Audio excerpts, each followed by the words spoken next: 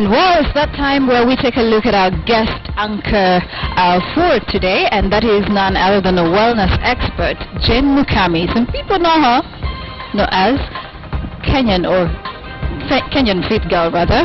I think that's the title that you actually are trying to phase out. But thank you so much for joining us. Thanks for having me, It's an honor to have you. It's good to be here. A lot of people thought you were going to come here dressed in what we're seeing in the background over there. Gym clothes. Yes, gym clothes. But, well, you look very elegant tonight. Thank you very much. All right, so a lot of people have been wondering, what is a wellness expert? What do they do? Before we can even get into your background. So I like to consider myself a wellness expert because when we think of health, we think about the body. There's fitness, which is also the condition of the body. But wellness is a well-rounded, word for being okay.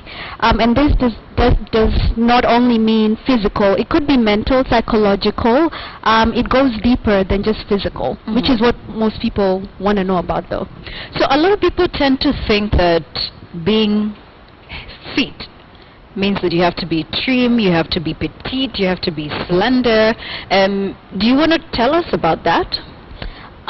So before we begin, let me talk about health and fitness.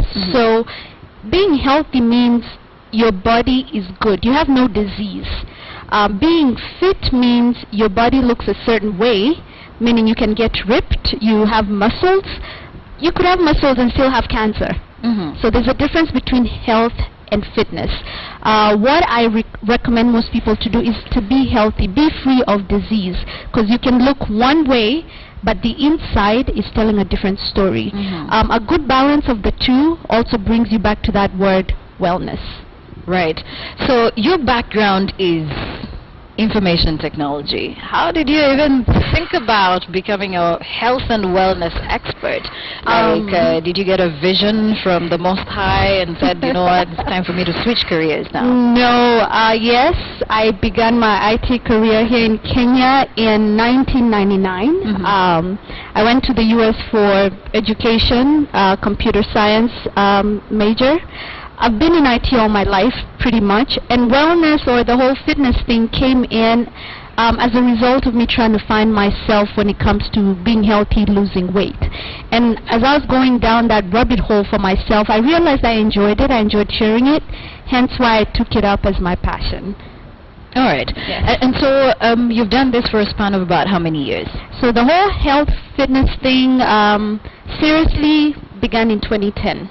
In 2010. When I say seriously, I mean I committed. This is when I worked out, I watched what I ate. This is when I gave my heart and soul to it. Is it a paying profession to be a health and wellness expert? Maybe, I don't think there's a lot of people who are into that, especially in Kenya. Yes. There's definitely a need in Kenya. The market is huge, which leads me to this Facebook group I have on called 21 Days of Change. It's almost up to 50,000 women since January, which tells me we as Kenyans are ready to live healthier. I think there's already disease in the community. Right. And I take or use this platform to try and educate the public, usually women, because I like dealing with my own kind. I like focusing on women because I'm a woman. All right. So these 50,000 women, are they all Kenya or they span across Africa, span across the world? I think majority of them are Kenyans in Kenya, Kenyans abroad or elsewhere, and then we have women from other countries. As we look at our numbers, we realize there's a lot of women in African countries, Asia, Middle East. It's become a global group. Okay. There are a lot of people who think that they don't even need to lose weight because in Africa we appreciate being healthy and having a bit of curves, you know, having all the curves in all the right places. So there are a lot of people who think, you know, there's no need for me to really have a detox. There's no need for me to go through the 21 days of eating what people are referring to as grass, which is maybe spinach or salads and all that. So here's the thing about health, fitness, well-being, whatever you want to call it. It's like education. It's a a solo journey. It's something you either decide you want to partake in or not, which leads me to the whole issue of self-image. I know there's been a lot of controversy in the media lately about, being fat, calling people names, this and that. But self-image is simply that. It's self. It starts with yourself. I might be obese, but I'm happy with myself. So I don't care if your opinion of me is, oh, you look this and that way. And we live in a community that's filled with judgment. And I constantly have to remind people that everything when it comes to health is a solo journey. Your mother, your parents, your friends can want you to be a certain way, but guess what? At the end of the day, it's your own soul, personal decision. And people shouldn't, judge you or make you feel horrible for the decision you've made. Now, it's a problem when you feel as though you look a certain way and are complaining and not doing anything about it. But it goes down to self. If you're happy with yourself, regardless of what you look like, despite what society dictates they think a woman should look like, especially African women, man, we have it hard. Culturally, we're supposed to be, round, curvy. Then we step out into this century and beauty is defined by being a size 4, a size 6. Yes. And as women, we have to rise above all this society and community and online stereotypes and find comfort in ourselves. And I say this because I'm back in Kenya.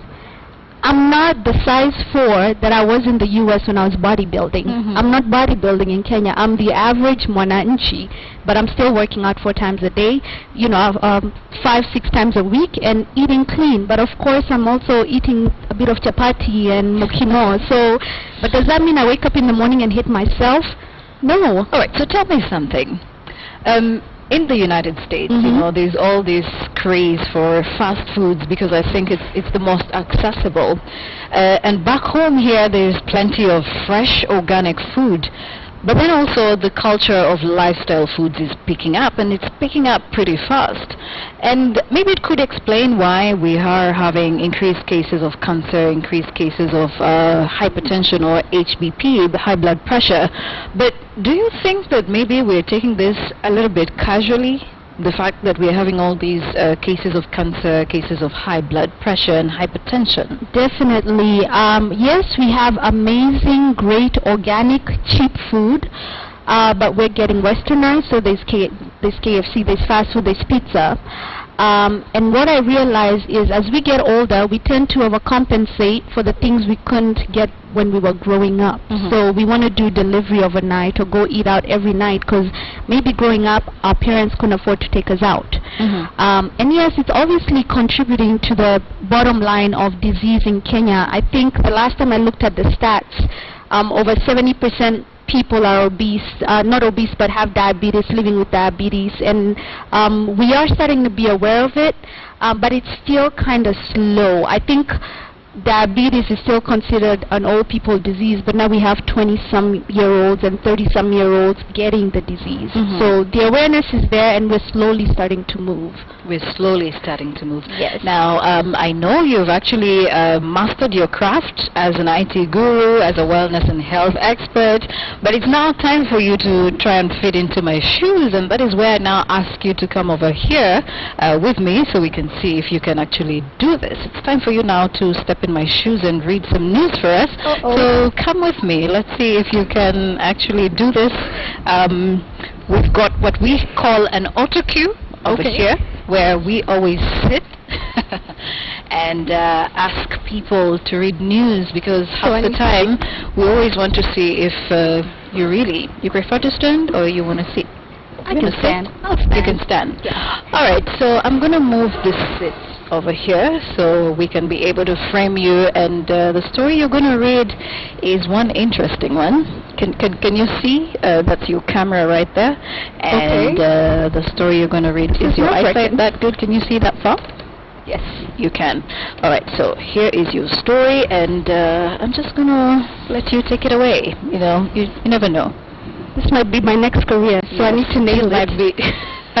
You might just ditch the wellness expertise. All right, so take it away. Introduce yourself and then read the story. Okay. I'm Jane Mukami, and I'm here to read the 9 o'clock news with Joy, but I'm about to take her job. The Inspector General of the National Police Service, Joseph Boyne, says the police will continue with sustained operations against all criminals, including terrorists and cattle rustlers, without fear or favor. The Top Gun made the remarks during a Bravery Award ceremony by Manu Chandaria Foundation for 28 police officers who showed courage, commitment, and selflessness to protect the public against security threats. Patrick Amino reports.